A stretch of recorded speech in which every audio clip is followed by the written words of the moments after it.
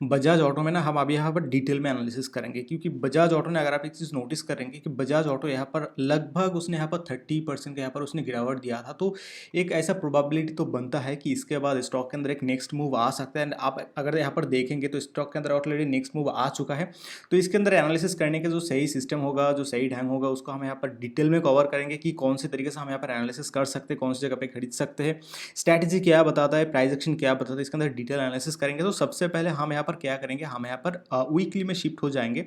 And weekly में shift होकर अगर एक चीज़ देखा जाए, तो अगर आप यहाँ पर देखेंगे बहुत ही गौर से, तो stock is up trend stock and this area is a very very important area. अगर आप इसको देखेंगे तो ये वाला जो एरिया है उसके लिए बहुत ही इंपॉर्टेंट एरिया है। क्यों इंपॉर्टेंट एरिया है?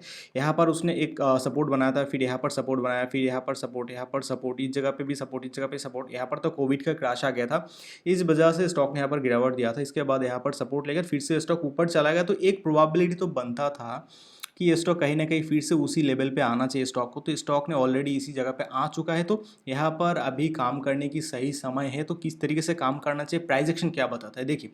फर्स्ट ऑफ ऑल अगर मैं आपको एक चीज़ दिखाऊँ तो आप यहाँ पर देख पाएंगे कि इस जगह पे ना एक पैटर्न बन चुका है। This is a pattern, this is A W pattern. W pattern यानी यहाँ पर एक डबल बॉटम पैटर्न बन चुका है। तो यहाँ पर अगर आप देखेंगे तो ये वाला जो एरिया है, ये वाला एरिया उसके लिए क्या है, एक सपोर्टेड एरिया है। This area is support. तो यहाँ पर उसने दो दो बार सपोर्ट लिया।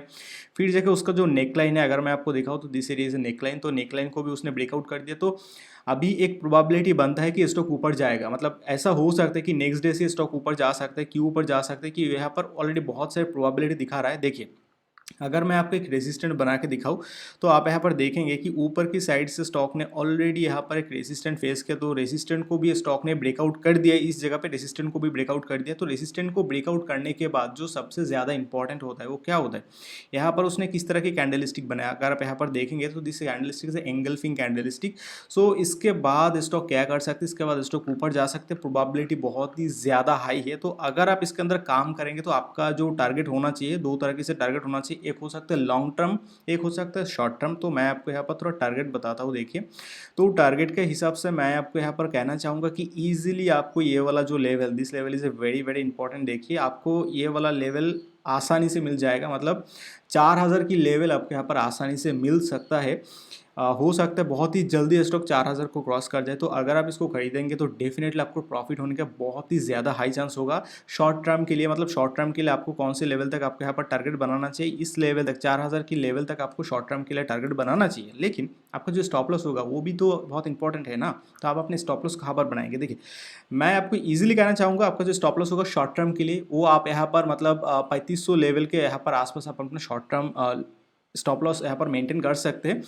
क्योंकि अगर स्टॉक इसके नीचे आ जाए तो डेफिनेटली कुछ और हो सकता है। लेकिन प्रोबेबिलिटी बहुत ही हाई है कि स्टॉक यहाँ पर आएगा भी नहीं, यहाँ से सीधा स्टॉक ऊपर चला जाएगा। तो आपको अगर काम करना है तो आपका जो प्रॉफिट लेवल होगा, देखिए एक्चुअली अभी जो पैटर्न बना, मतलब ऑलरेडी बना चुका है, तो इसके मुताबिक ऐसे लग रहा है कि नेक्स्ट डे से स्टॉक सीधा ही ऊपर चला जाएगा। ऐसा प्रोबेबिलिटी बहुत ज़्यादा है। तो आपको यहाँ पर मतलब अप्रोक्स आपको यहाँ पर 7% का एक मुनाफा मिल सकता है। तो शॉर्ट टर्म के लिए आपके लिए बहुत अच्छा होगा। And Bajaj auto is up trend stock, तो डेफिनेटली बहुत ही अच्छा है स्टॉक से। एंड इसके अंदर अगर फंडामेंटली भी देखा जाए तो फंडामेंटली भी कंपनी बहुत अच्छा है। तो चलिए मैं आपको फंडामेंटली भी यहाँ पर एनालिसिस करके दिखाता हूँ। तो आप ऑलरेडी यहाँ पर देख सकते हैं कि बजाज ऑटो का जो इनकम स्टेटमेंट है वो यहाँ पर मैंने ऑलरेडी यहाँ पर ओपन करके रखा हो। तो अगर आप यहाँ पर नोटिस करके देखेंगे तो सेल्स, एक्चुअली जो सेल्स है ना, सेल्स यहाँ पर बढ़ चुका है। एंड अदर्स इनकम भी है कहीं ना कहीं। तो उसके हिसाब से अगर देखा जाए तो आप यहाँ पर देखेंगे कि कंपनी का जो टोटल यहाँ पर जो ऑपरेशन है, ऑपरेशन भी यहाँ पर कहीं ना कहीं अच्छा लग रहा है। तो एज ए प्रोबेबिलिटी ऐसा होने का संभावना बहुत ही ज़्यादा है कि कंपनी का जो नेक्स्ट परफॉर्मेंस वो बहुत ही अच्छा होगा एंड कंपनी ऊपर जा सकते हैं। प्रोबेबिलिटी बहुत ही ज़्यादा हाई है।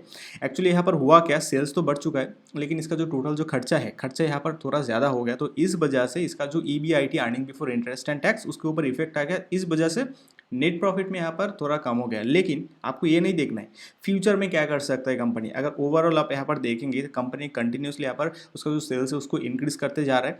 तो एज ए प्रोबेबिलिटी ऐसा देखने को मिल सकता है कि कंपनी का जो नेक्स्ट परफॉर्मेंस होगा वो यहाँ पर बहुत ही अच्छा हो सकता है, क्योंकि टेक्निकल एनालिसिस एंड फंडामेंटल का जो एनालिसिस है उसको देखकर अगर ऐसे देखा जाए कंपनी बहुत अच्छा है। देखिए हम यहाँ पर शॉर्ट टर्म काम कर रहे हैं, तो शॉर्ट टर्म के लिए हमको यहाँ पर क्या करना चाहिए, हमको यहाँ पर शॉर्ट टर्म के लिए सिंपली हमको क्वार्टरली रिजल्ट देखना चाहिए। अगर आप यहाँ पर 2-3 साल के लिए होल्ड करेंगे तो डेफिनेटली तब जाके आपको यहाँ पर क्वार्टरली रिजल्ट भी देखना ज़रूरी है। लेकिन मैं आपको टेक्निकली तो बता दिया शॉर्ट टर्म कहाँ पर रखना चाहिए टारगेट, एंड अगर लॉन्ग टर्म के हिसाब से बोला जाए तो देखिए सिंपली मैं आपको बताना चाहूँगा कि लॉन्ग टर्म के लिए आपको यहाँ पर इजीली मतलब आप यहाँ पर कहीं ना कहीं जो हायर हाई है उसको भी आप एक्सपेक्ट कर सकते हैं। कंपनी उसका जो नया जो हायर हाई है उसको भी आप यहाँ पर एक्सपेक्ट कर सकते हैं। तो मैं आपको यहाँ पर एक रेसिस्टेंट बना के दिखाता हूँ कि आपका जो लॉन्ग टर्म जो टारगेट होगा वो कहाँ पर होना चाहिए। देखिए लॉन्ग टर्म के हिसाब से आपका जो टारगेट होना चाहिए, क्योंकि नेक्स्ट स्टॉक क्या करेगा, अगर आप इसी जगह पे भी परचेस करेंगे तो डेफिनेटली आपके यहाँ पर 30% के आसपास एक प्रॉफिट हो सकता है। आपका यहाँ पर 4700 के 20 आपके यहाँ पर टारगेट मिल सकता है, क्योंकि कंपनी हमेशा क्या कर रहा है, उसका जो परफॉर्मेंस है, उसका जो चार्ट है, चार्ट बिहेवियर क्या कर रहा है, आप एक बार इसको नोटिस कीजिए कि चार्ट के हिसाब से अगर आप देखेंगे कंपनी हमेशा एक हायर हाई बनाते बनाते ऊपर जा रहा है, हायर हाई बनाते बनाते ऊपर जा रहा है। तो अगर आप यहाँ पर लॉन्ग टर्म काम करेंगे तो डेफिनेटली कंपनी क्या करेगा, इस जगह से भी कंपनी ऊपर ही जाएगा, उसका जो प्रीवियस जो हाई था उसके भी कंपनी ऊपर चला जाएगा। उसका मतलब बहुत ही प्रोबेबिलिटी है कि ऊपर जाने के बाद फिर से स्टॉक नीचे आ सकता है, लेकिन कम से कम आपके यहाँ पर मतलब 4500 तो आपके ऐसे ईजिली आग बंद करके मिल जाएगा। तो अगर आप लॉन्ग टर्म करना चाहते हैं लॉन्ग टर्म कर सकते हैं, लेकिन अगर आप शॉर्ट टर्म करना चाहते हैं तो शॉर्ट टर्म भी कर सकते हैं। तो बजाज ऑटो एक अच्छा स्टॉक है। फिलहाल इस वीडियो में इतना ही कहना चाहूँगा।